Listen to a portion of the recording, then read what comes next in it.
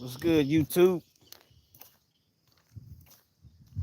Going for my little morning stroll.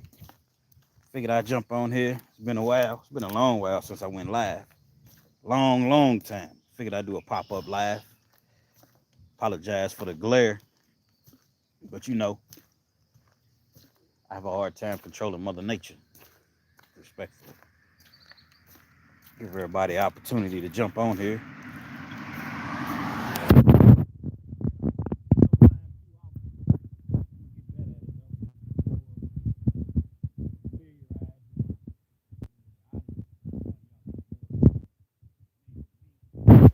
I'm gonna try to read these comments, but the glare is so bright I can barely see the screen or whatever.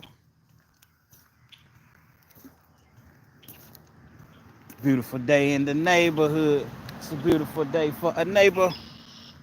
Would you be mine? Could you be mine? Yeah, I'm back on my walking tip, man. See what I'm saying? Back on my exercise tip. You can't hear me? Let me see. Can you hear me now? I think I have my hand over the. Let me know if you can hear me. I think I have my hand over the speaker. Okay, now we can. That's what's up. This Russ, you gotta quit doing all that old hating, man. 1 minute you rocking with me. The next minute you trolling. I don't expect everybody to agree with me. That's cool. I ain't looking for no yes people. It's cool to have your own opinion, but I do all that hating, man. Respectfully. People time to enter the building. Got some things I want to talk about. Some things that need to be discussed. Definitely gonna discuss this whole P. Diddy situation.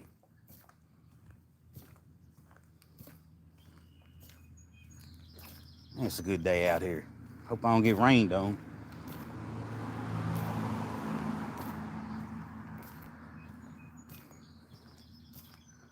What's up, Russ? You ain't got nothing to say today, man?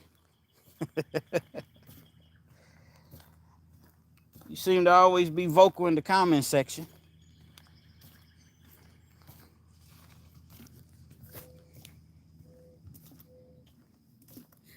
What up, YouTube?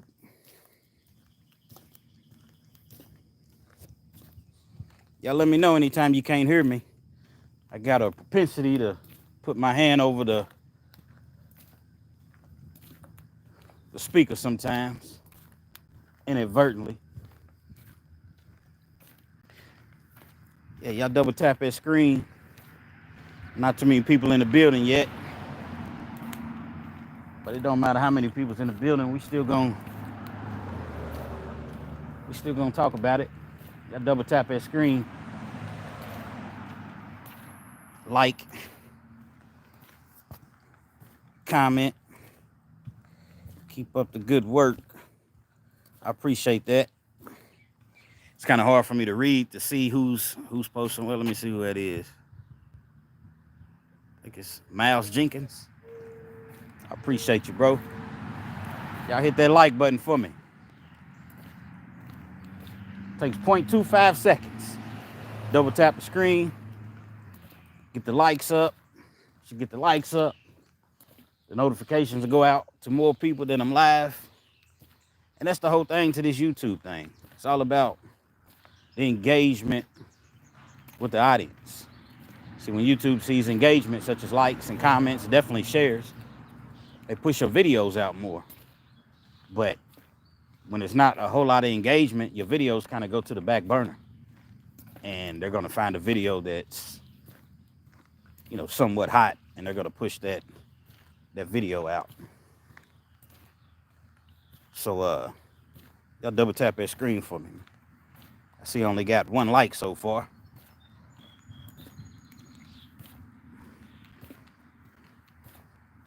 I want to talk about this P. Diddy situation, but I want to wait just a little bit longer. A few more people to enter the building. You build it, they will come.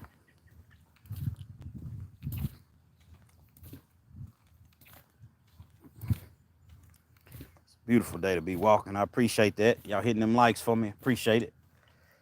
It's a beautiful morning to be walking. I'll be going to Florida for the 4th of July. So what is that, about 5 weeks away? Yeah, about 5 weeks away. I think we're leaving on the 2nd of July. So I figured I better start walking, man. I better start, getting my exercise on. Plus, it's just good to exercise, period. Don't have to be going to Florida. See what I'm saying? Good morning. It's kind of hard because it's bright out here, so I can't really see the screen like that. Looks like Stephen M. Shout out to you. Appreciate you tuning in. We're gonna get to some topics in a minute. Yeah, I'm gonna be going to Florida for the 4th of July, the Destin, Florida. Never even heard of Destin, Florida. So these 5 weeks leading up to that, I'm gonna be in this gym probably 5 days a week. Be walking every day. Tone down a little bit. I need to be back in the gym anyway. Used to be a gym rat.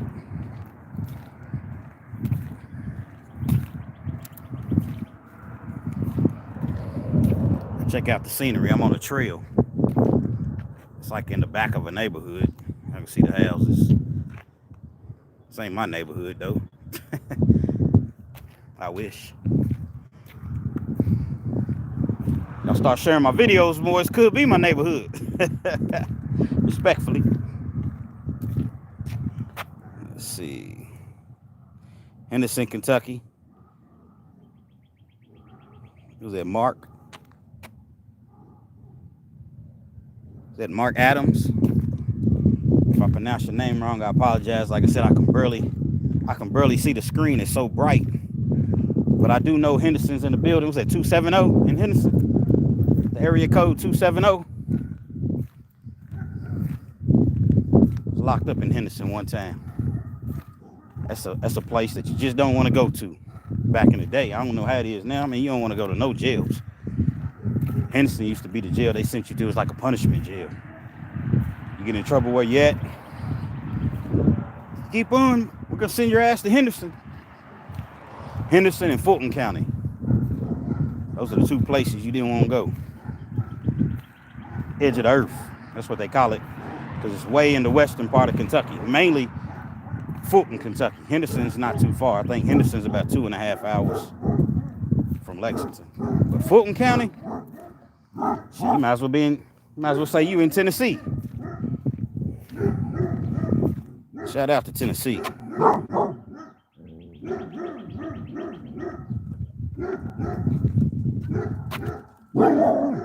You already know.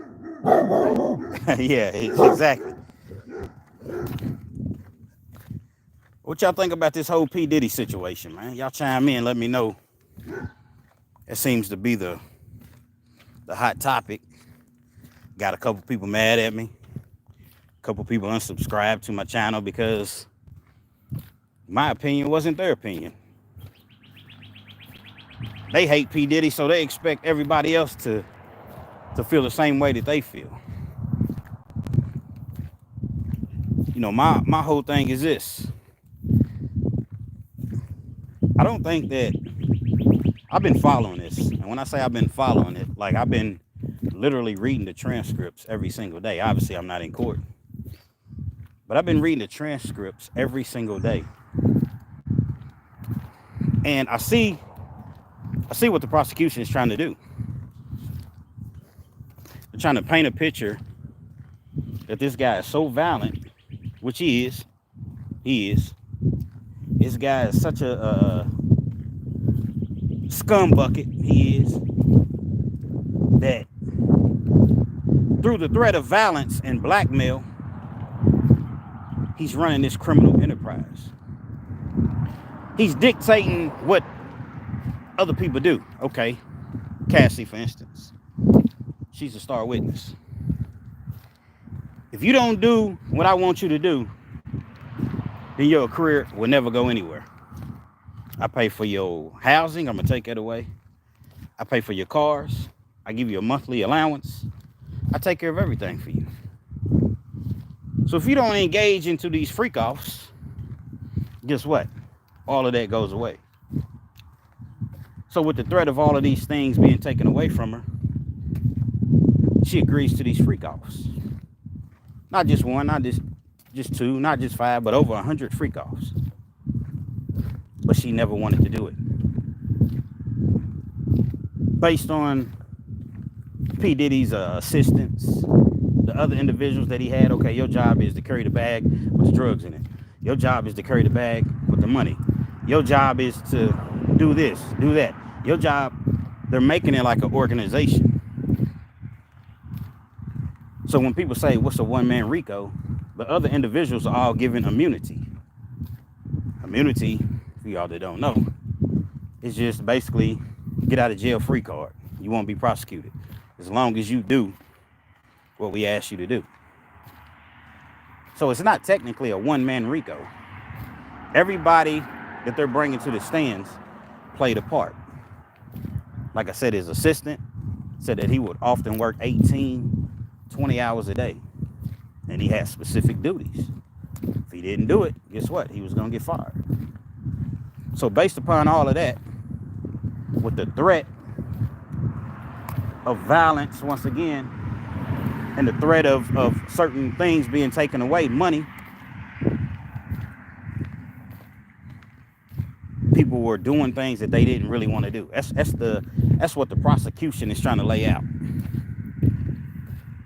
The problem that they're going to have with this is, see, you got mainstream media and you got people such as myself, you know, small time, small markets, whatever you want to call it, small channels.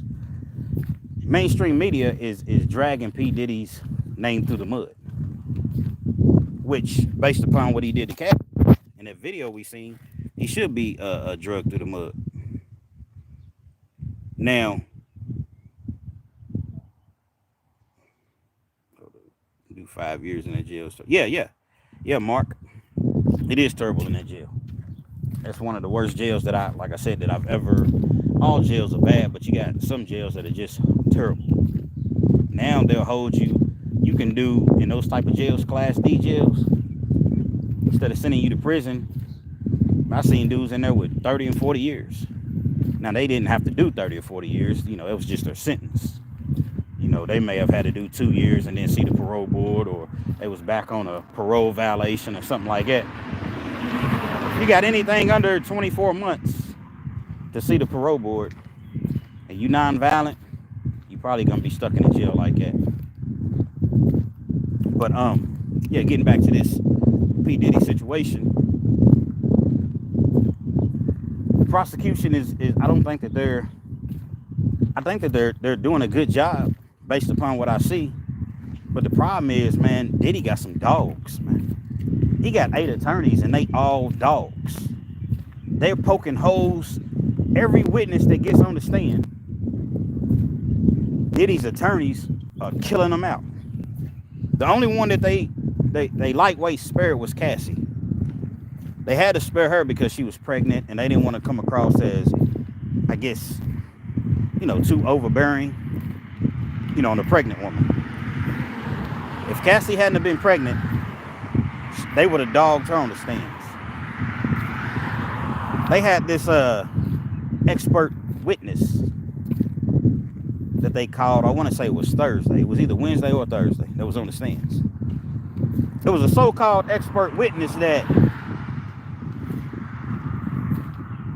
basically was saying that these individuals that I was mentioning, Cassie, people that work for Bad Boy, you know, P. Diddy or whatever, psychologically,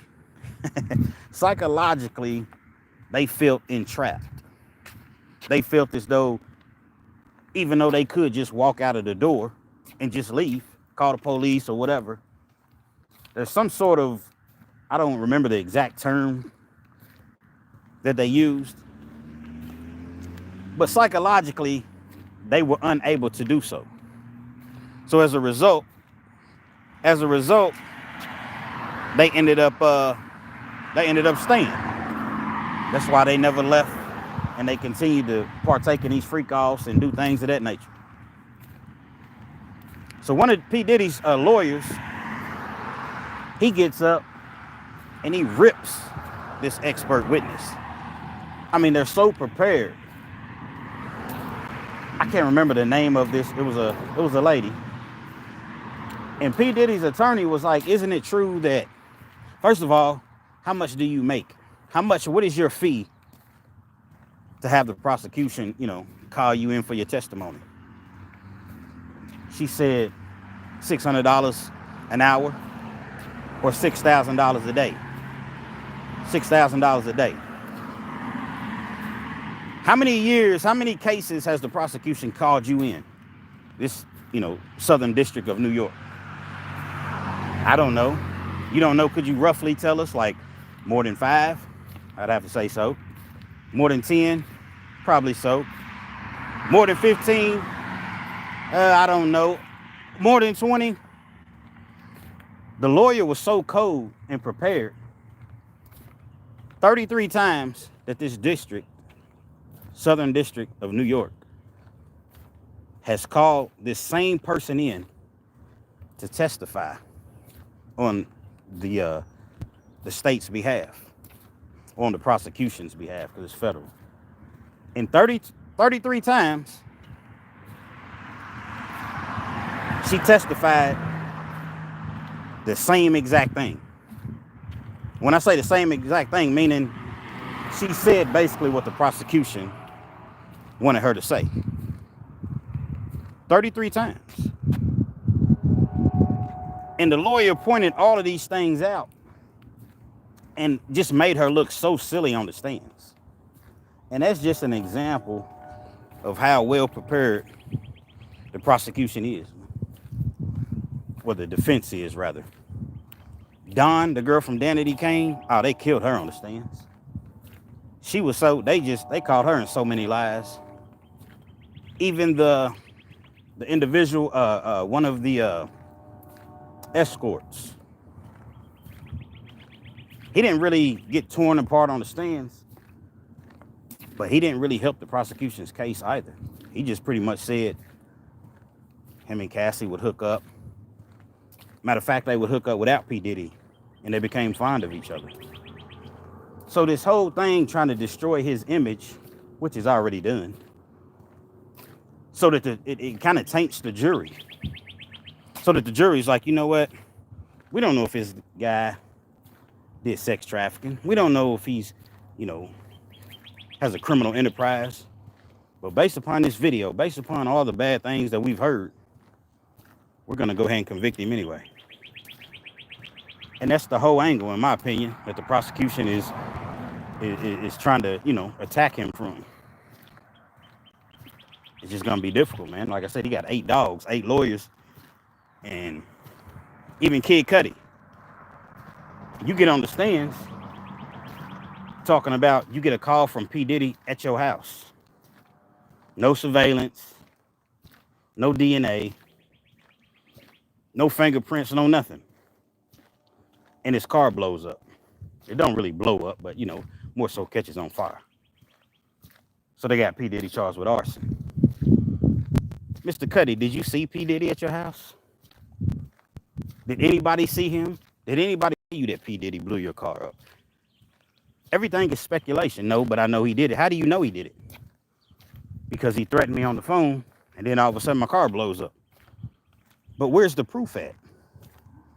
Where is the proof that P. Diddy, at the time, one of the biggest stars in the world, where's the proof at that he blew your house up? There's no proof. So they're not going to be able to get him on that. Like I said, the sex trafficking, Cassie, they have text messages that they brought out. She's talking about, I can't wait until the next freak off. I just love you so much. I just want to do anything to make you happy. I want to be with you. 11 years they were together. I seriously doubt they're going to be able to convince a jury that P. Diddy was sex trafficking her. She said that there's no big parties and, everybody thinks that it was Jay-Z and Rick Ross and all of these celebrities, Donald Trump, and they Usher, and they have this video of these major freak-offs. She said, I've never seen anything like that. It was always just me, the escort, and Diddy. She always paid the escort the money, and she was the only one that participated in it. Diddy would just sit back and watch. If you can't get a sex trafficking, you're not going to be able to get a RICO. I don't see him getting convicted. It's not I'm not sitting back saying, oh man, I hope he gets off. I think that he needs to be punished for what he did to people. I just don't agree with the sex trafficking and the RICO and trying to give a man a life sentence. Give him a 5-year sentence. He already been in there almost a year, 9 months, I think. Lost millions, hundreds of millions of dollars. Publicly humiliated. People act as though he hasn't, suffered anything. So yeah, I get on here and I speak my opinion about it. The man is a scum of the earth, because if that was my daughter, I would want, it's not like I would ever be able to get to him. So I would want justice just as well. So I definitely understand people, having an opinion. Just allow me to have mine. That's all I'm saying. What y'all think about it? What y'all think about the P. Diddy situation? I've been doing all the talking. I'm trying to see the screen, but like I said, it's so bright out here.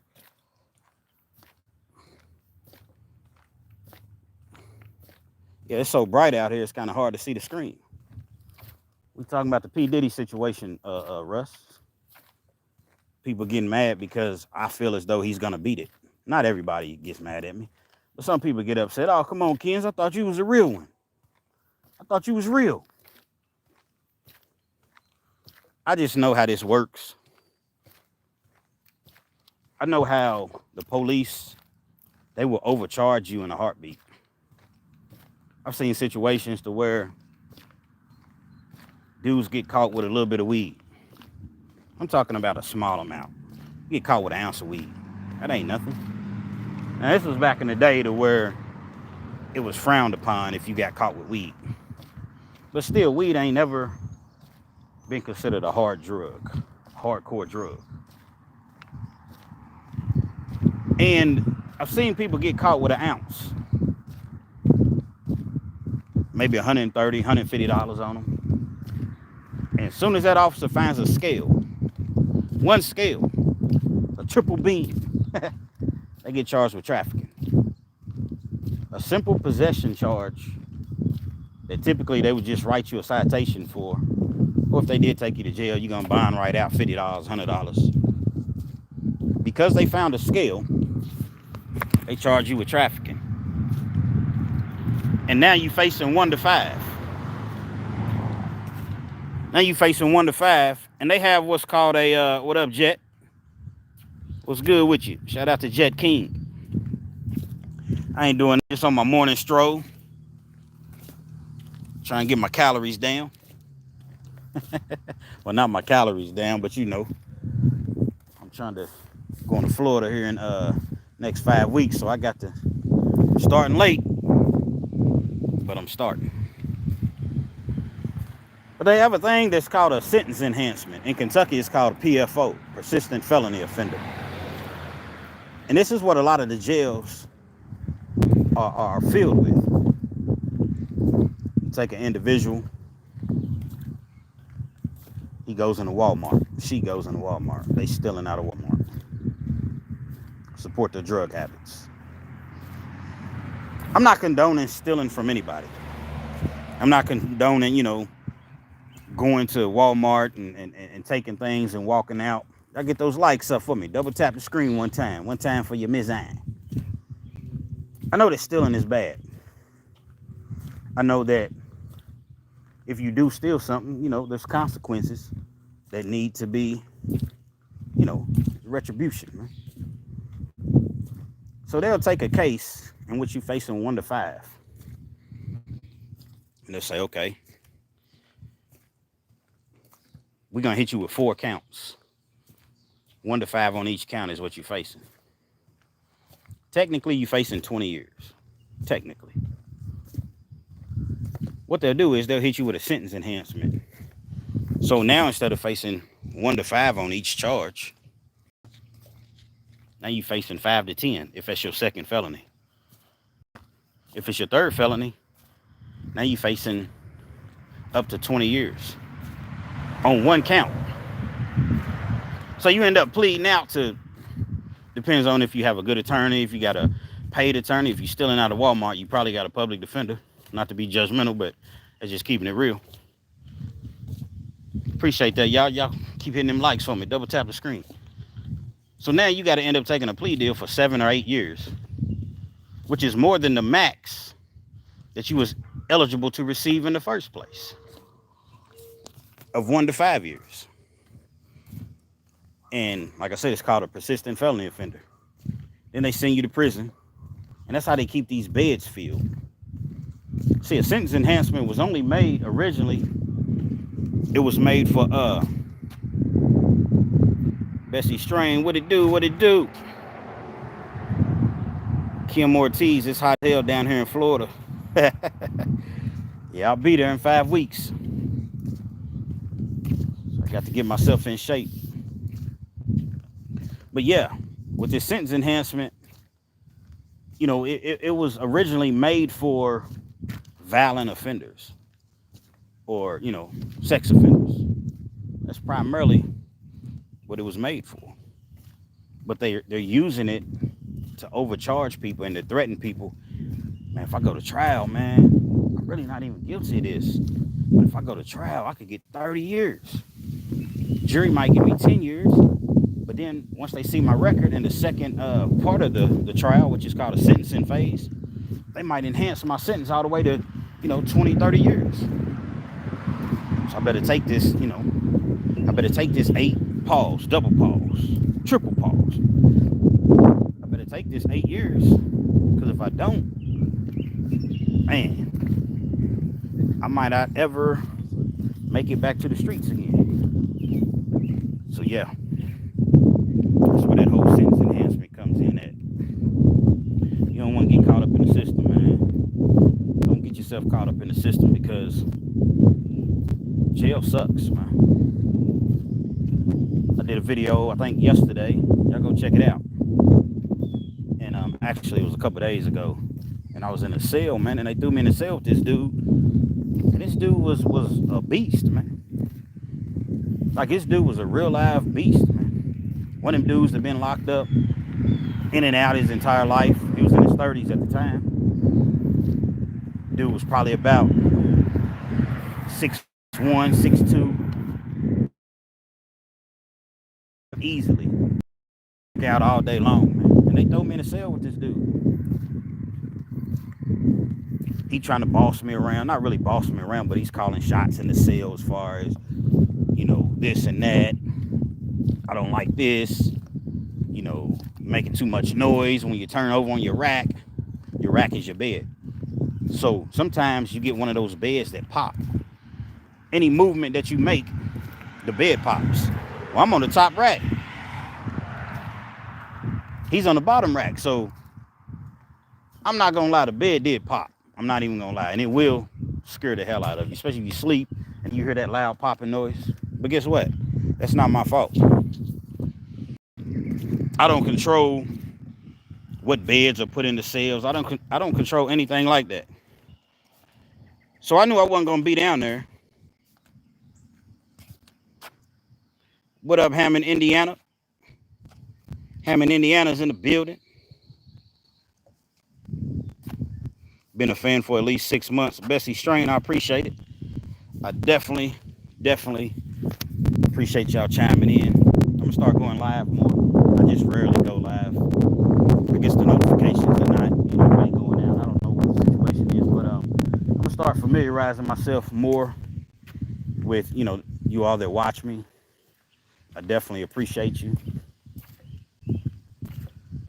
I said, Kenz, you might as well go live while you out here walking, man. Maybe it'll motivate somebody, man. Maybe to motivate somebody to get up You know you need to go exercise. You know you need to hit that gym. You don't necessarily have to hit the gym. You just take your little stroll. They have like a trail in this neighborhood. And I come out here. My mom lives in this neighborhood. You see the houses and stuff. I wish I lived in this neighborhood, but maybe one day. But they have a trail, and I just come back here and just walk. You know, it's kind of, how y'all doing? It's kind of peaceful. Nobody bothers you. You see other people. I don't know if you all can see them, but yeah, just people just walk, you know, clear your head, clear your mind.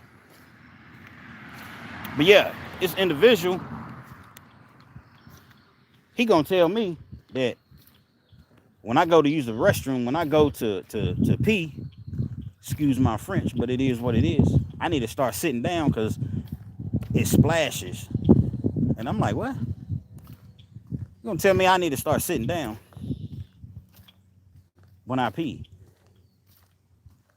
That was the last straw. I'm knowing that I'm about to get transferred. My custody level is gonna drop at any day. I'm trying to chill. I'm not trying to catch a case. Definitely not trying to catch a write-up, because you get in a fight, you get a write-up. For one, you go into the hole. I hate the hole, but I have been a few times. I ain't gonna let nobody put their hands on me. And for two, I'm trying to get closer to home. I'm like way in, I think it's Central City, Kentucky. It's in Green River Correctional Complex. But it's far as hell from Lexington, 3.5, 4 hours away. I'm trying to get my custody, level down, so I can get back, closer to home. I can get my visits and see my, kids and stuff like that. But the dude told me, what up, my dog? I'm trying to pronounce your name right. What is it, Kalo? How you pronounce your name, bro? I can barely see with these glasses. Well, the glare is so bright out here, so I'm having trouble reading the comments, but I'm gonna read them. But I definitely appreciate you. I see all your comments, man, in the comment section. I see all you all's comments in the comment section. I need to get better about answering my comments as well. I see them. Sometimes it be so many. That's the only thing about when your channel grows.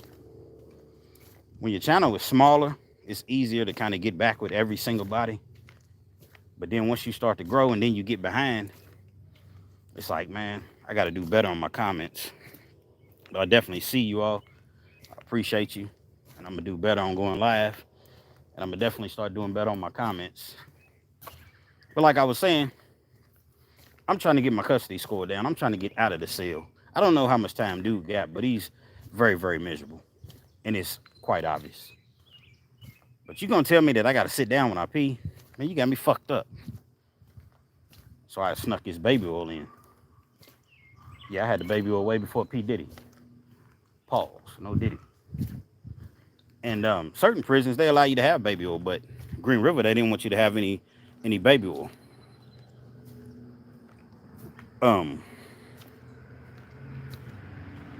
East St. Louis, Illinois in the building. East St. Louis, Illinois in the building.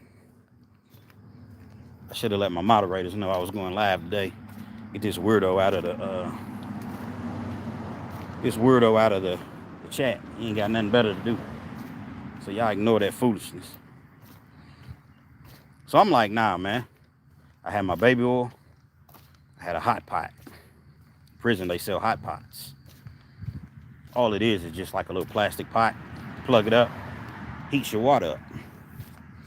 A lot of people cook out of their hot pots. Instead of using a microwave or whatever, they'll take whatever food that they're gonna cook, warm up, put it in a bag, like a potato chip bag, make sure it's sealed real tight, put it down in the hot water, heat your food up. Tastes a lot better like that opposed to a microwave. Microwave's too greasy.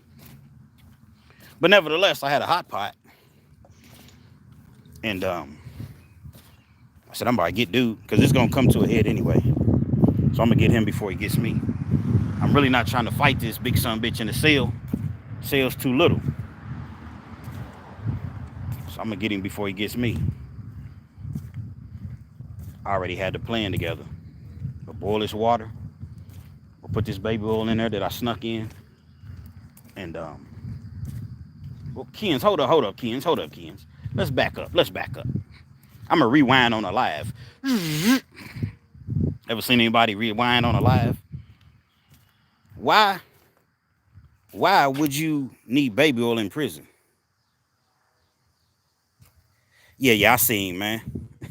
I see, dude. But I don't have a moderator right now, so I let him have his little fun. He ain't got nothing better to do. I ignore him. I see it, but I just ignore him. The reason I had baby oil is because where I was at, like they got like a real cheap lotion. The real cheap lotion. So what I would do is I would mix the baby oil in with my lotion or whatever. And that's why I had baby oil.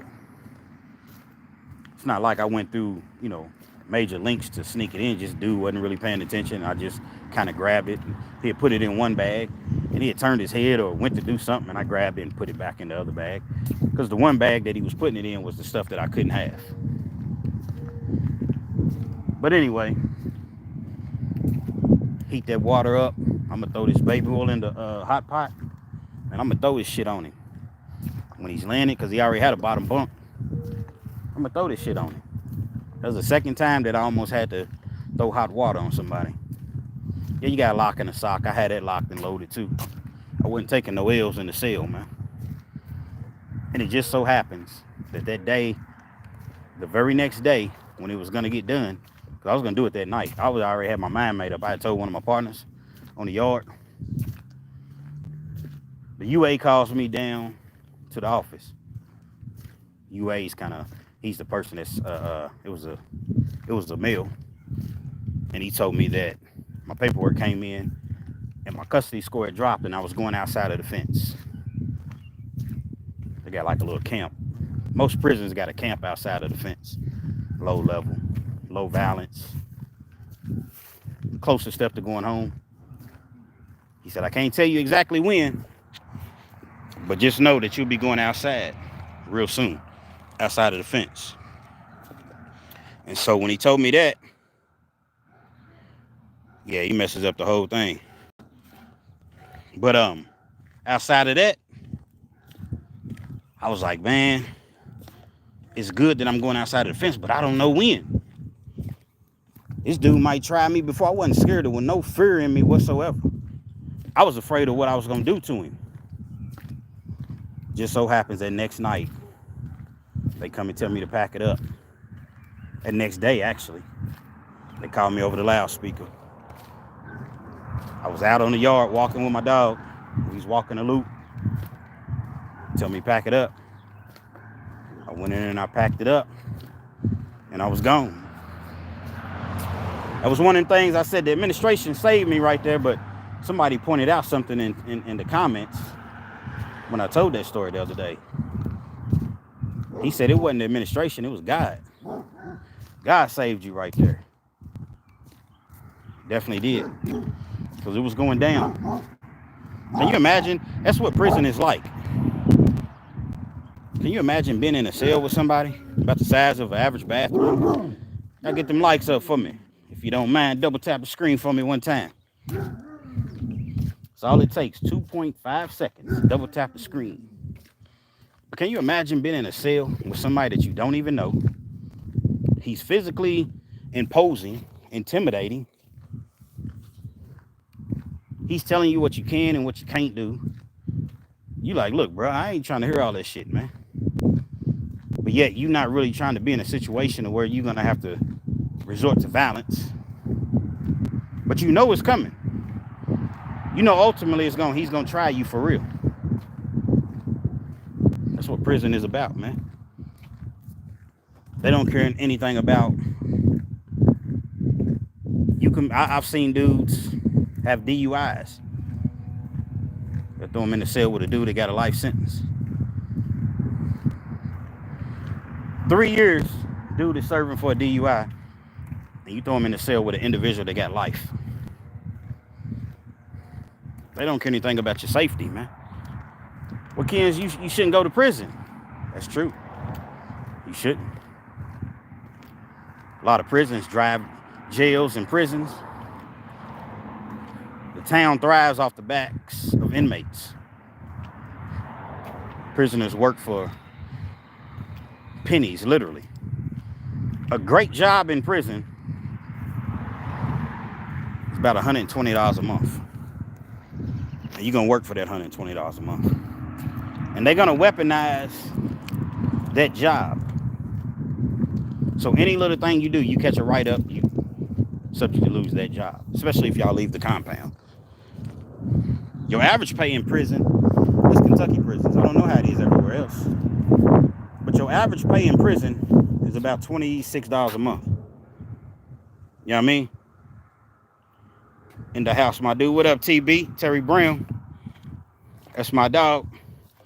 Terry Brown been rocking with me. It was my number 6 subscriber about 2 years ago when I started my channel. And he been rocking with me ever since. Much love, salute. You in Arkansas, right, Terry?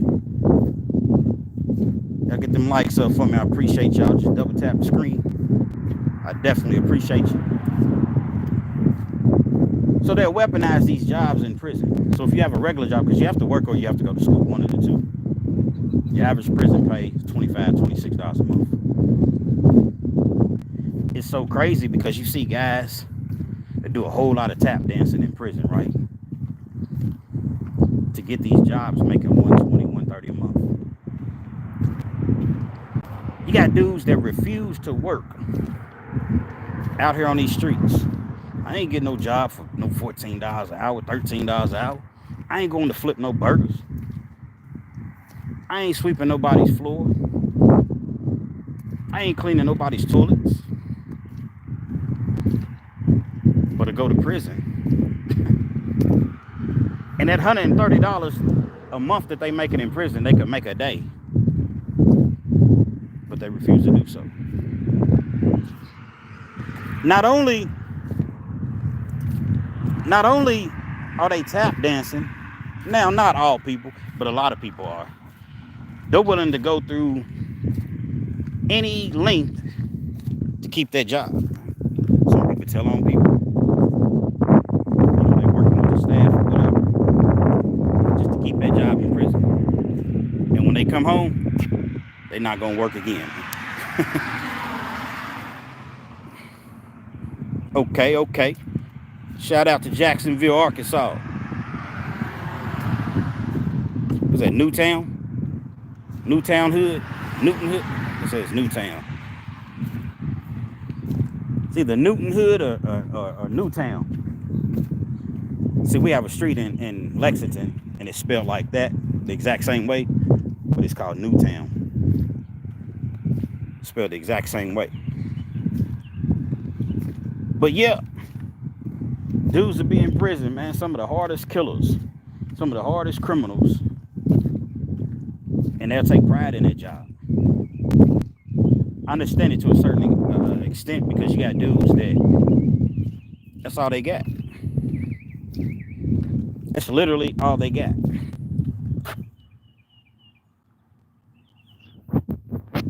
You know, you serving a life sentence. I'm looking at the screen, y'all. You serving a life sentence, and the one thing that you have to look forward to. Hold on just a second, y'all. I'm about to get this weirdo out of here.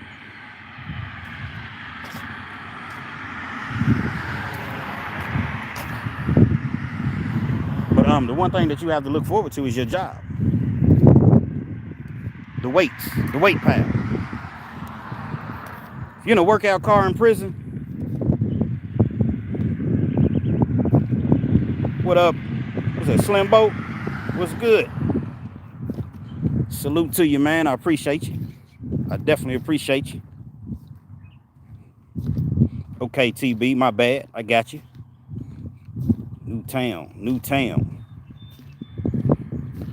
Shout out to Newtown. Jacksonville, Arkansas. TB number 6. You in a workout car in prison, man? You in one of those serious workout cars. I'm talking about Like dudes is working out twice a day, sometimes 3 times a day.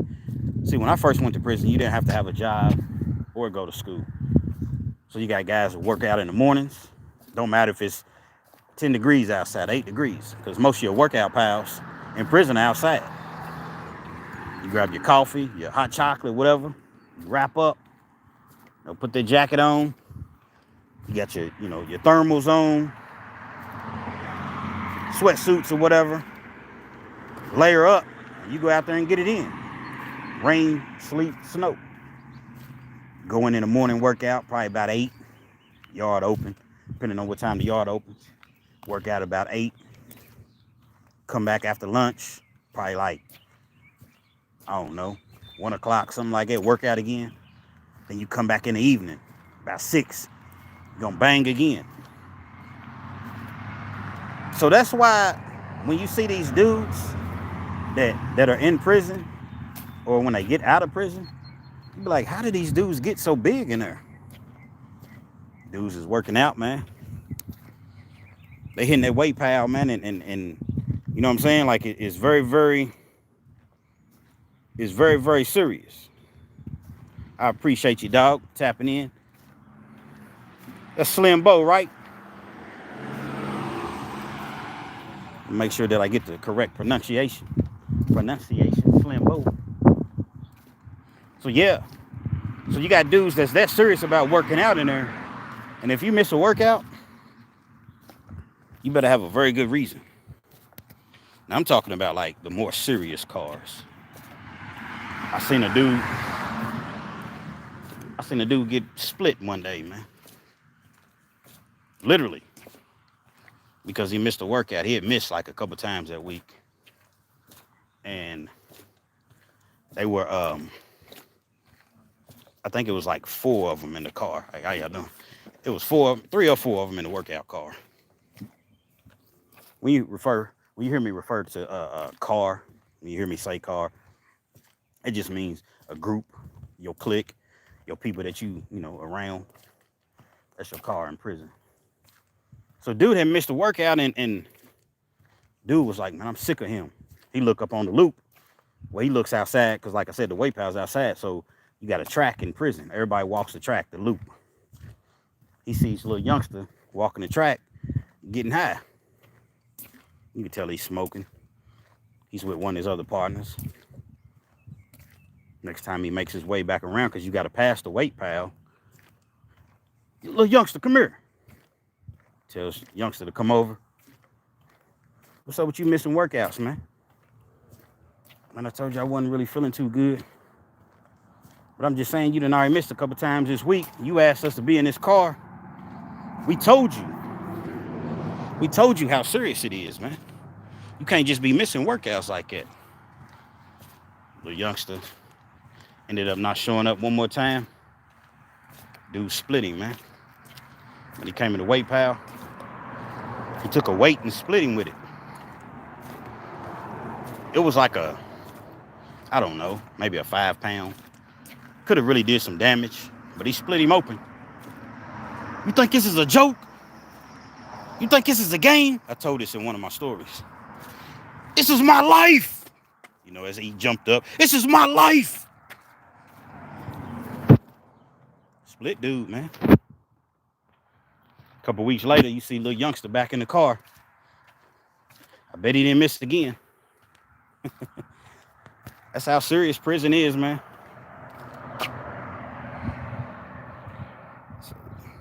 OG Kentucky, you be having me dying laughing when you be on individuals. Let me see, when you be on individuals that be on that won't happen to me, they're going to have to kill me. You come back with, oh, they will. Born Knowledge, what up? What's good? Yeah, you're right, bro. A lot of people feel that way. Shit, that should have never happened to me. It's like I told, my attorney told me one time. She said, you hear inmates all the time say, shoot, they just gonna have to give it to me. Meaning, I'm taking them to trial. I'm going to the box. You sure you don't want to take his 10 years? Nah, they just gonna have to, I'm facing a life sentence. They just gonna have to give it to me. She's like, all right, I'm just warning you, they will. and they have no problem with it. And it's the same thing to allude to your, piggyback off your statement, your comments you just made. You do have a lot of people because they feel that way. Man, they just have to kill me. They're going to have to kill me in there. Yeah, they will. Have no problem doing it. A lot of people, man, you got some ignorant people in prison. Or you go drinking water, motherfucker. Yeah, I got to drink water. Y'all double tap that screen for me, man. It's hot out here. Dudes will F you up in prison, man. People will F you up out on the streets. It's just that sometimes the streets is more dangerous than prison, man. People got guns out here, and I don't ever want to get misconstrued to make it seem like you have to be in prison or you had to have gone to prison to be a tough guy. There's some tough dudes out here. Tough people in general, just generally speaking. It's tough women out here. But typically, it's your dudes that I'm speaking of. Pause. Dudes in prison, man, you wake up just in bad moods. Look around, it's all dudes. You go to take a shower, it's all dudes. It's just dudes everywhere. And who wants to live like that ever? But especially who wants to live that way for the rest of their life, man? Can y'all imagine that? All these beautiful women out here. And you just got to look at dudes all day long. I need my moderator.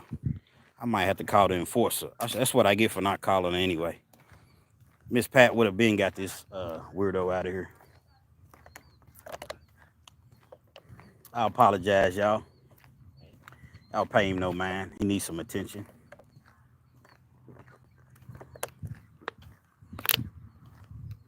But yeah, prison it gets very, very violent, and it gets violent quickly.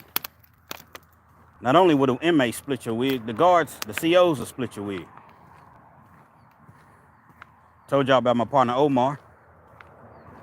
Omar's from Cincinnati. Shout out to the 513 Avondale. Derek Surreal, aka Omar. Them dudes up north, man, they could always fight. Not to say that they can't fight in Kentucky, because, dudes can fight everywhere. But specifically up north is because, like here, we grow up playing football, basketball, some baseball. I played baseball. Some play soccer or whatever. But boxing is not really that big down here in Kentucky. Up in Cincinnati, I believe Adrian Bronner, I believe he's from up that way. And you got one of the greatest probably the greatest champion, the greatest boxer ever, Muhammad Ali. He's out of Louisville, Kentucky. So I'm not saying that, great fighters have never come out of Kentucky. I'm just saying you're going to see more people that box and come up boxing like in Cincinnati, up north, just period, not just Cincinnati, Ohio, Indiana. Anyway, Omar, he would box. And he ended up getting into it with the COs. He wanted to get transferred. We all wanted to get transferred. And they never would transfer him out of there.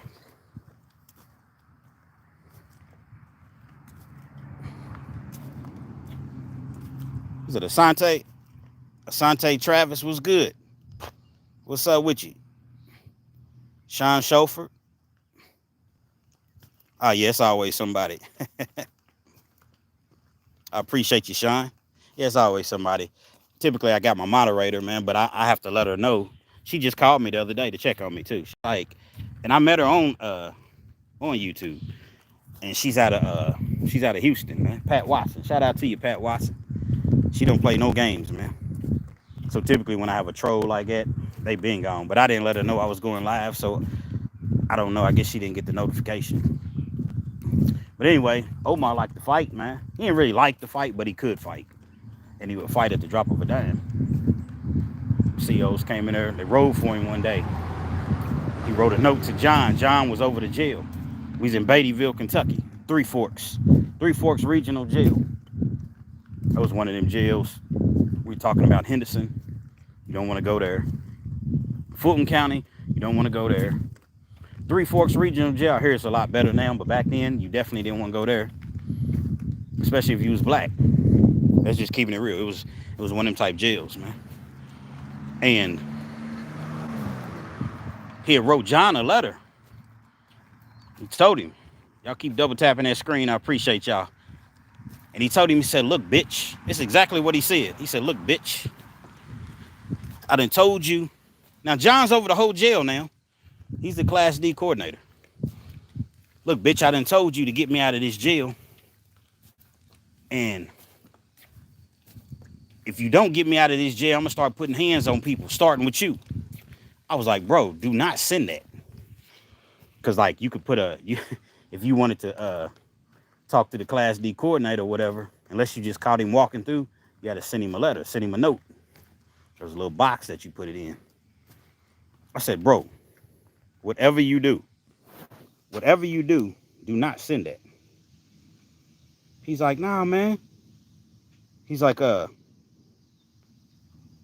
on just a second.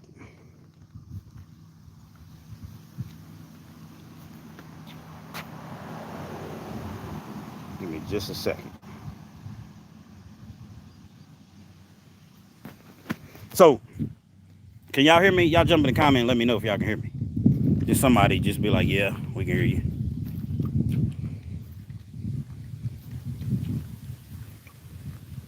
I had to get this weirdo out of here. Okay, y'all can hear me? Cool. My bad, I had to get this goofball out of here. So where was I at? Oh, yeah. Look, bitch, start putting hands on people starting with you.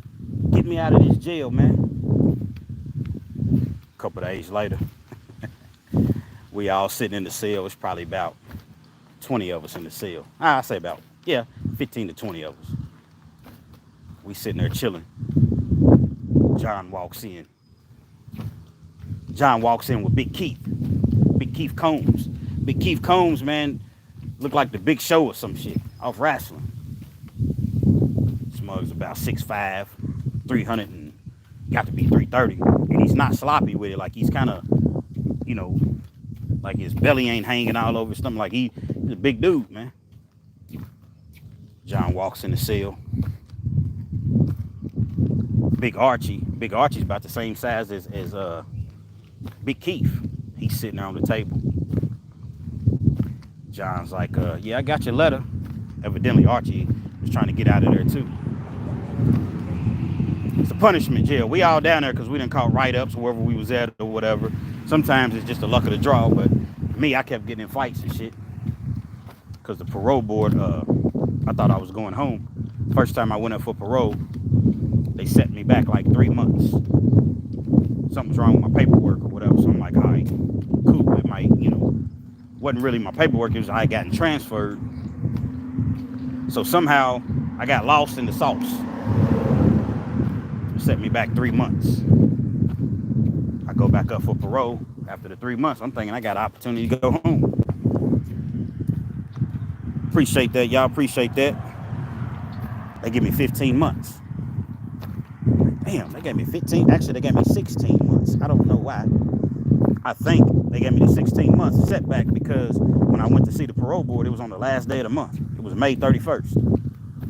So I guess they wanted me to do the whole 16 months instead of just saying 15 months. Well, the next day was a new month, so I would have beat them out of a month. So they gave me 16 months. Damn. I do the 16 months. I know I'm going home. I know that I'm going home. They turn around and give me another 12 months. I'm sick. I'm sick. I had to explain to my daughter at the time. She wasn't 10 years old. She was out.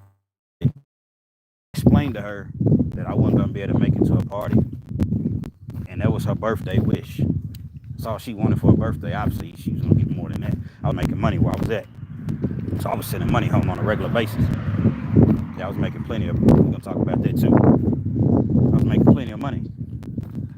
But can you imagine having to tell your 10-year-old, because I had a cell phone. And I just remember when I told her that I wasn't going to be able to make it, just the phone just got quiet. And her name is Amari. And I was like, Amari, you there? And she was like, yes.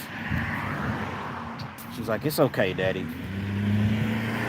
And you know, put yourself in these situations when you go to jail. But we're gonna come back to that. So when they gave me the additional 12 months, I just blooped out, man. I got in like 3 fights, man. I wasn't taking no shorts, man. And I got into 3 fights. And the last straw was we had like they used to sell food in the kitchen, out of the kitchen. But they were illegally doing stuff like keeping the money instead of spending, you know, putting the money back into the jail, into the inmates. So the state cut them off from selling the food out of the kitchen. The food would be so nasty. If you didn't have no money, you had to eat that regular food. And it was like they were making the food even more nasty to get people, to entice people to buy the food out of the kitchen. Well, I always had money. I kept $600-700 on me at all times. You could have money in this jail. I wasn't in the pen. Just a little Class D jail, Powell County. So the last straw, they had taken the food out of the kitchen, and we was having soup that day. And I went back, the bowl that I had, it didn't have, it just had like one big old tomato in it. It didn't really have none of the vegetables, anything like that. So I go to the CO, she was a young girl too, man, I feel bad looking back. I said, Melissa, could I get another bowl? She was like, for what? I said, man, look at it, like it's just water. One big tomato is just water, I just want another bowl. Well, I'd have to call over to the kitchen and get you another bowl. I'm like, all right. I'm waiting. The bowl never came. So she was like, you're just going to have to eat that. Put it in the microwave, warm it up or whatever, because I couldn't get them to send another bowl. I was like, are you serious? She was like, yeah, you're no more special than anybody else. I called over. No, she said, I called over, and they said, tell him to eat that bowl. I was like, what up, Gup R? What it do? On my little stroll, my morning stroll. So basically, she's telling me that I got to eat this bowl of soup, but it's water. I'm already frustrated. I'm already mad. I really don't want to be there because all the privileges that we had pretty much been taken away. They took away the contact visits. They was going to take away the money soon. They took away the food. They took away our private TVs. I still had a cell phone. I took that bowl and slung it up against the wall. I said, threw it up against the wall. I said, now you eat it. Next thing you know, my black ass was on the next thing smoking. Sent me straight to 3 Forks. So that's how I arrived at 3 Forks. So we're in the cell with the, you know, all the bad guys, I guess. Archie had sent him that letter. He was like, you got a problem, big boy? He was like, I've been wanting you to try me anyway. This is what he's saying to Archie. It's John. John's punk ass. He wasn't going to do nothing. Now, John was 5'11". I will give him that. He was 5'11". But he didn't act like he was 5'11". Big Keith walking behind him. They come to Omar. Well, he said something to a couple more people. I say something to him. Hey, John, man, you get my letter that I sent you? He said, I got it. But I talked to him with some sense. They get to Omar. He was like, well. Look at this guy here. What do we have here? Omar's like, hey, man, you get my letter? He's like, yeah, I got it. I got your letter.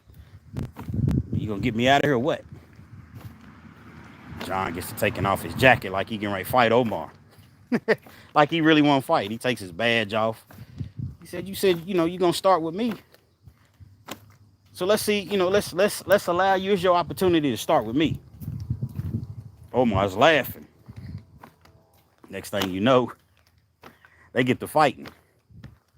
Man, when I tell you Big Keith grabbed Omar, picked him up and slammed him so hard, the only reason Omar's back didn't get broken right there is because he slammed him on the table. If he had hit that floor, Yeah, you're right though. You're right. They want you to spaz out. Slam him on that table. Boom. Start choking him. Signal 7. Had a Signal 7, man. Signal 7.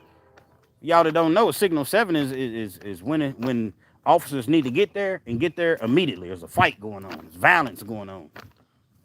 I think we was in 73, 173. Cell 173. Signal 7 in Unit 73. Signal 7 in Unit 73. But the Signal 7, I don't even know why they did a Signal 7, because they had the situation under control. Man, they came in there and beat the brakes off Omar. About 5 or 6 of them. Now, we in eastern Kentucky, the eastern part of Kentucky. Ain't too many black people, man. They beat the shit out of Omar. Then took him to the hole. Stripped him down. He just had his boxers on. All you heard was yelling and screaming, We thought that, he was still getting beat. They had sprayed him. He still had the cuffs on. They beat him up with handcuffs on. Sprayed him with the mace all in his face. Bird spray. It ain't regular, mace. It's bird spray. Kept him in the hole for about 6 weeks. I'll say about a month. Stayed in the hole for about a month. No visits. He wasn't getting visits anyway. No phone calls. No mail. No outgoing mail. No nothing. Who you gonna tell? You've been in the hole 4 or 5 weeks. By the time you get out, you done healed up. They ain't beat him like that to where, they beat him, but they didn't just bust him up to where, it was gonna take months to heal. Who you gonna tell? That happens so often, man. I see a lot of these cases on TV to where jails and they're being sued or whatever because people are getting unalived in jail. Because you got a lot of these COs, they'll beat you. But they soft as cotton. Not all of them. I done see some tough COs now. Let's not get it misunderstood. But you got some COs that they soft, man. They'll get you, put you in cuffs, hands behind your back, and just beat you. Some people, unfortunately, don't make it.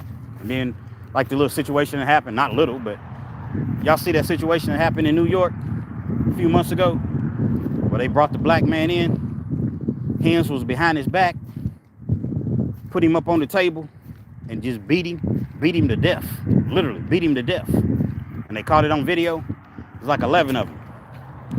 Any of y'all see that video? It's sad to watch. Signal 7, yeah, the Signal 7. Signal 7 and 73. Signal 7 and 73. That's how it sounds over the loudspeaker. But they beat that man with his hands behind his back. And it looked like he was literally like a doll, like a rag doll. He was lifeless. And none of the COs tried to stop it. None of the COs tried to intervene. In fact, the ones that weren't participating in it physically, they were watching the door, checking to make sure nobody came in. And that was just a sad situation. Them dudes, in my opinion, deserve the death penalty. You do something to an officer, they ready to give you the death penalty. But when an officer does something to you, guess what? They were afraid for their life. I wonder what their excuse is going to be when they go to trial with this one. They were fired immediately, charged immediately. I haven't seen any updates, so I'm going to have to look it up. I wonder what their excuse is going to be with this one. That's how a lot of these COs are, man. They punks. So, are you right? A lot of them, they were punks. They were bullied. They ain't getting no girls. They couldn't make the football team, the basketball team. They were just real jerks. Now, again, I'm not talking about all COs. I'm just talking about the ones that are overbearing and just do their job too well. They trying to move up and make sergeant, lieutenant. So you do that by being jerks, by being a jerk rather to the inmates. It's typically the easiest way to move up in the Department of Corrections. So they beat Omar to death, man. They beat him to death. I told Omar not to send that letter, man. I told him not to send that letter. What was you thinking, bro? And I remember they finally got me out of there. They sent me back to Powell County. I was right in Powell County Jail. Miss Tina, she liked me. And how you doing? She liked me. And I was like, Miss Tina, man, I apologize. I was just going through some things or whatever. I probably sent her at least 2-3 letters. They came back and got me. Omar looked so sad that day I left. And I feel bad too, because I'm like, man, I'm leaving y'all in hell. Three Forks Regional Jail at the time was hell, man. I'm going to a way, way better place. Powell County didn't want Omar back. They let me come back down there. I ended up lasting about 5 months. I lasted about 5 months. They had me working in the kitchen. At that point, I was close to going back up for parole. So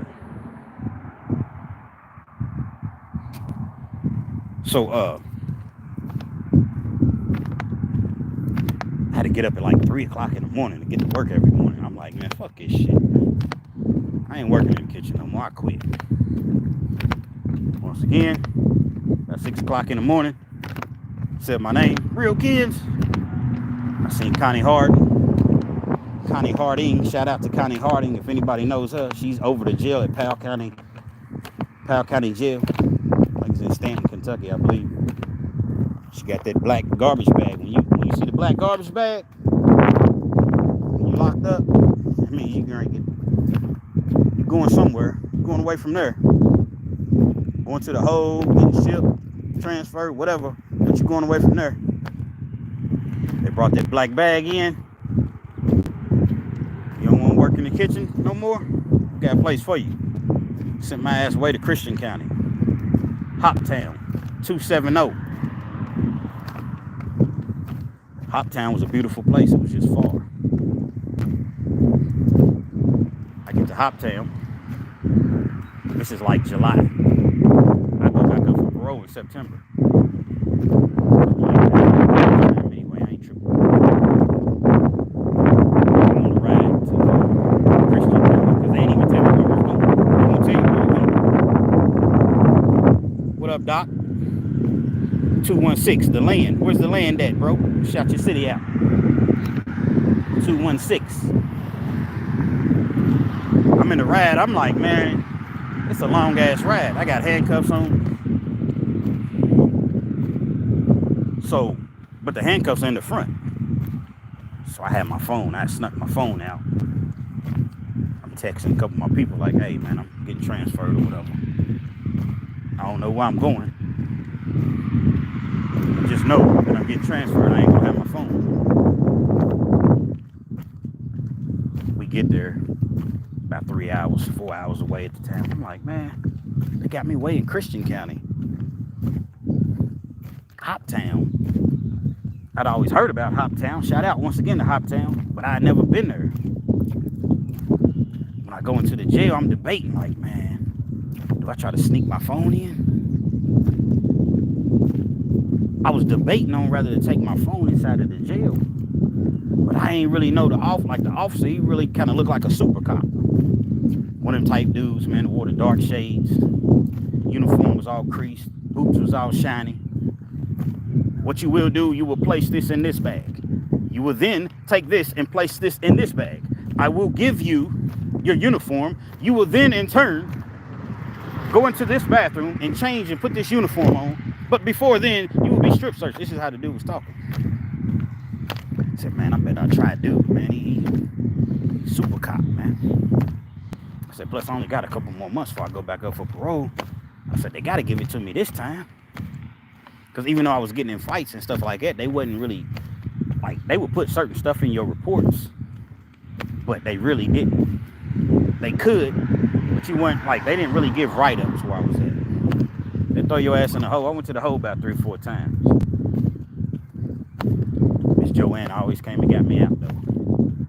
Now Lex, that's how she talks. Now Lex, you're gonna have to start behaving. So I'm in Hoptown.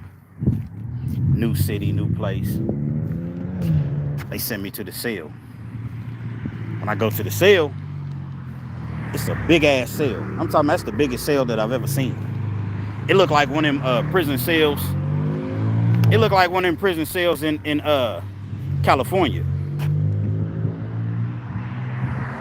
What up, my dogs in the building, y'all? Miller, Toriano. Y'all say what's up to Toriano Miller. Miller, I gotta get you on the channel, man. I gotta get you on the show. Tell your story. Help these kids stay out, man. I met Miller, y'all. He's a few years older than me. I met Miller, I was 16 years old. I got a job. Yeah, I was working at 15, really. But I got a job in the mall. It's called Fayette Mall. It's the biggest mall that they had in Lexington at the time. Now it's the only mall. And Miller was the I think he was the manager there. And he trained me and showed me how to do everything. He used to call me little bruh. And I worked there for maybe, I don't know, a year or so. And Miller and I, we lost contact. I moved or something like that. So it was too far to be working out at the mall. And so we lost contact. Like I said, he was a few years older than me anyway. And years down the line, I'm in the gym one day. We at the camp, we at Blackburn. And I'll let him tell his own story. But we at Blackburn. And they on the basketball court. I'm in the bleachers. I just walked in. I think I just gotten there. So I walk in, and I'm sitting on the bleachers. I didn't really know that it was Miller because, you know, I call him Tory, but I didn't know because it had been so many years. I'm talking about at this point, this was in like 2002,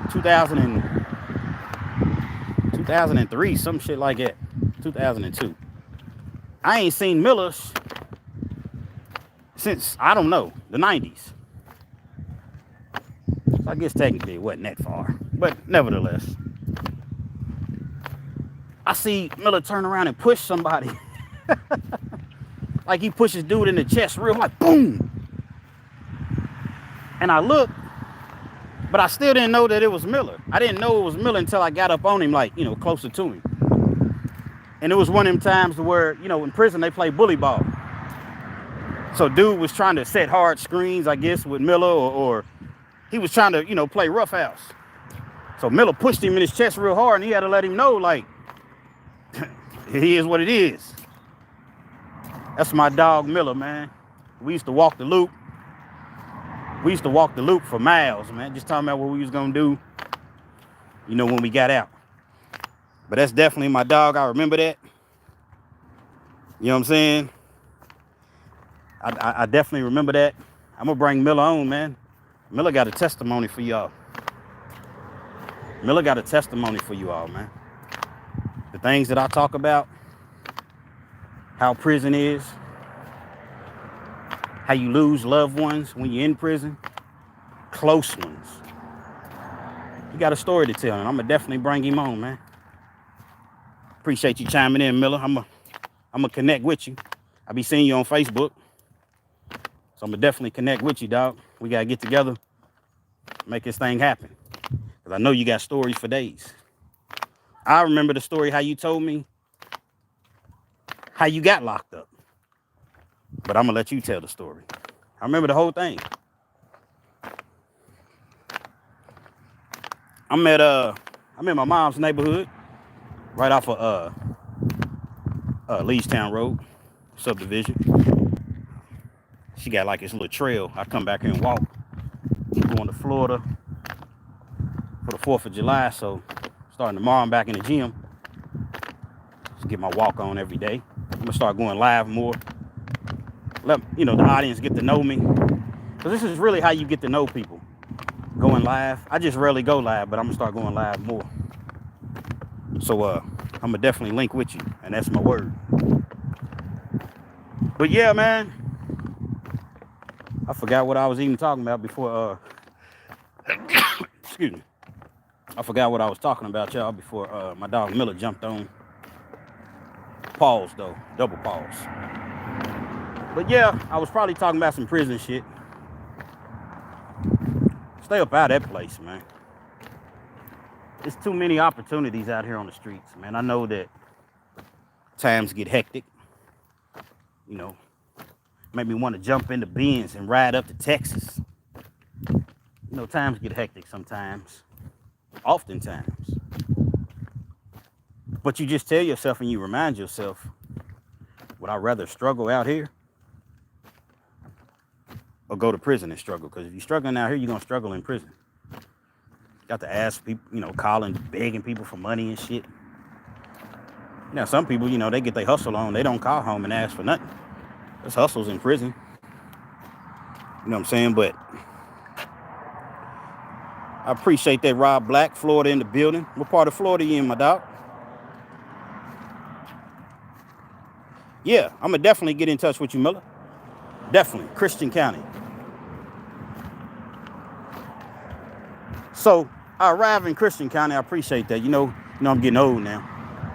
So I arrive in Christian County. They sent me in the biggest cell, man. Like I said, it looked like one of them cells in California, man, that you see. I ain't never seen a cell that had the 3 bunks. They had 3 bunks. Typically, you know, you got the bottom bunk, top bunk. Had 3 bunks, man. They put me on the top bunk. So I'm walking through and I'm looking for my bunk. And I got this bag and I got my black trash bag in my hand that they pack your property up in. So I'm walking through, I'm looking around. I'm trying to observe, you know, the situation or whatever, my environment, my surroundings.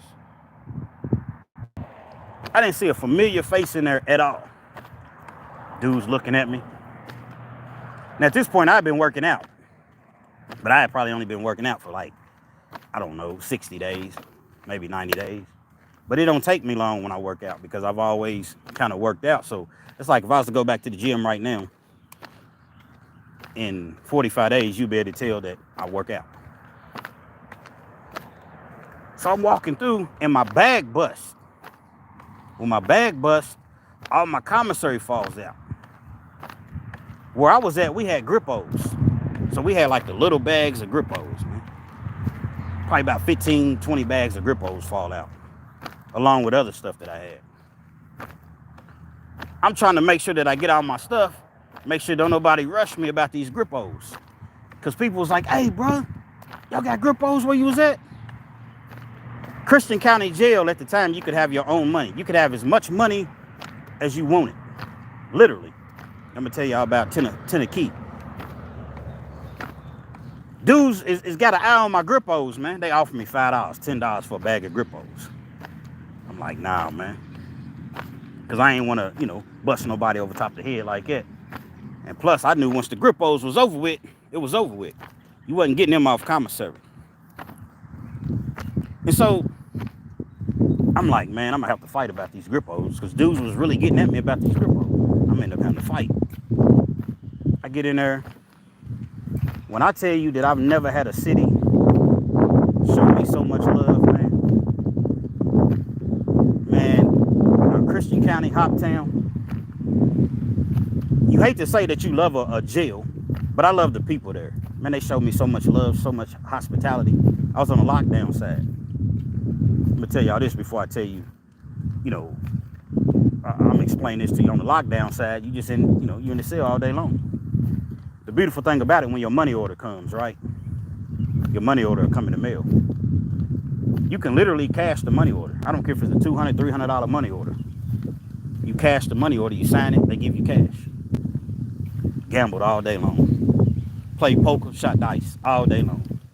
You could have like your little radios, MP3 players. It was much love over there. It was so beautiful over there that when they transferred me over to the work side, where you wear your own clothes, you get double portions, the food was beautiful. I didn't even want to go over to the work side where you go out and work in the community. I wanted to stay where I was at. I had gotten comfortable. I'd been over there for like a little bit over a month. Dude named Tennessee. Me and him got real tight. Gambled all the time, man. Tennessee was probably 5'8", 5'9". Wasn't quite at the 5'11" mark. Hey, Tori, ain't you 5'11", man? Tori's 5'11", y'all. But Tennessee loved to gamble. Probably weighed about 170. Did his push-ups and all that stuff every day. Hey, see? I told y'all, the whole world's 5'11". Tori's 5'11", y'all. I thought he was. And so, Tennessee would, he loved to gamble, like I mentioned. And he kept a lot of money on him. I'm talking about, like, he would have like $2,500, $3,000 on him. And he had like a little wallet that he made. He had a wallet, like it was like a little contraption that he had his money in. And he kept it wrapped around like his waist. So anytime he needed money, he would literally have to go inside of he always wore like the Long Johns, the thermals. He would go inside, grab his money or whatever. But it always stayed on him. That was the point of him. It's not the smartest thing to do, to be walking around $3,000 in the county jail. Tory had to connect. I said Tory, my bad. Tennessee, he had to connect with the COs. They would bring him in cigarettes. He'd get a pack of cigarettes, 20 cigarettes in a pack. He'd break each cigarette down, sell them for like $5 or $6 per cigarette. This dude would literally make $400 off a pack of cigarettes, plus have plenty of smoke on for himself. He had so much money that dudes was plotting to rob him. At the time, this was 2009. They had a major riot at North Point Training Center. North Point's a prison, medium security prison. I never been to North Point. They had a riot. They burnt that bitch down. Burning it down. Like literally burnt the prison down, man. When they burnt the prison down, they had to find a place for the inmates to go. A lot of them they ended up bringing to Christian County where we was at. They weren't happy about that. Just imagine if you've been on a prison yard, and again, there's nothing cute, there's nothing fun about prison. Y'all double tap that screen for me, get them likes up for me, if you will. If you've been on a prison yard, it's freedom. You got contact visits, you got your own TV, you got your own clothes. No, they taking the clothes off the yard at that point. But it's just, you have a whole lot more space, a whole lot more freedom. Although you're in prison, imagine that. You go from that to being locked down in a county jail, to where you don't have any of those privileges, any of those entities. You're far away, you can't call your people. Well, you can call your people, but you can't really see your people. It's too far to visit. And they had put a couple dudes in our cell, and they seen that Tennessee had all this money. It was 3 of them. So they plotting to rob him. They plotting to catch him in the bathroom, jump on his head, you know what I'm saying, and take that money. They seen where he kept it at. It's one of the dangers about becoming cool with somebody in prison and jail, because you kind of inherit their problems, their beef. I told y'all about my dog Tori. We was locked up. Now we was just at a little camp, but things can happen anywhere you're at. It's just the likelihood of violence really occurring at a camp is way, way less.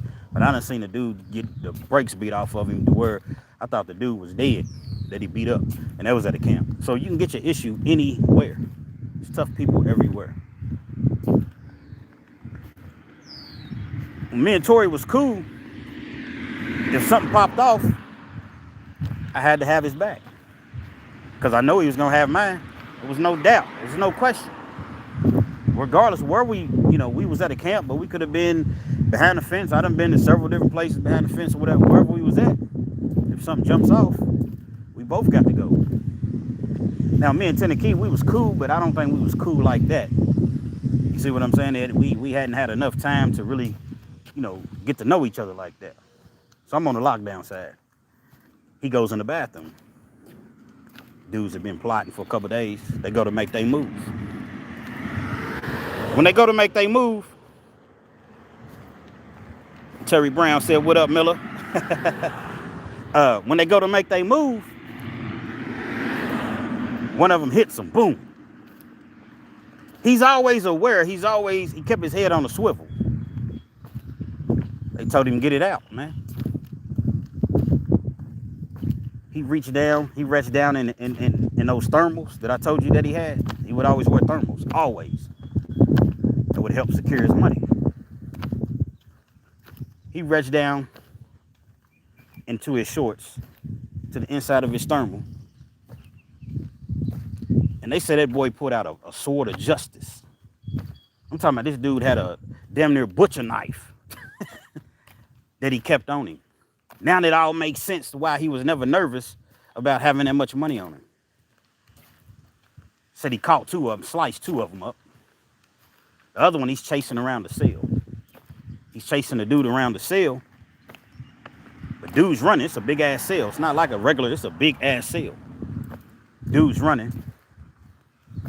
I guess security, well, eventually they see it on camera and they come in and they save the dude. Lieutenant Key was able to get rid of the knife.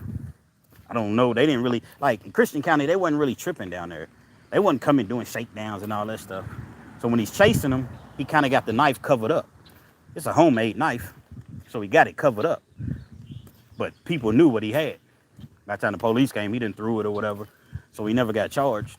I guess the dudes that he sliced up, they never said anything. The things that you see in jail, man. I knew that he had to have had something, though. Because I'm like, ain't nobody walking around with 3 grand on them. You got to know that they plot, know you? He was making more than that, but he would often send money home. And, hey, how you doing? I'm doing okay. You doing all right? Yeah.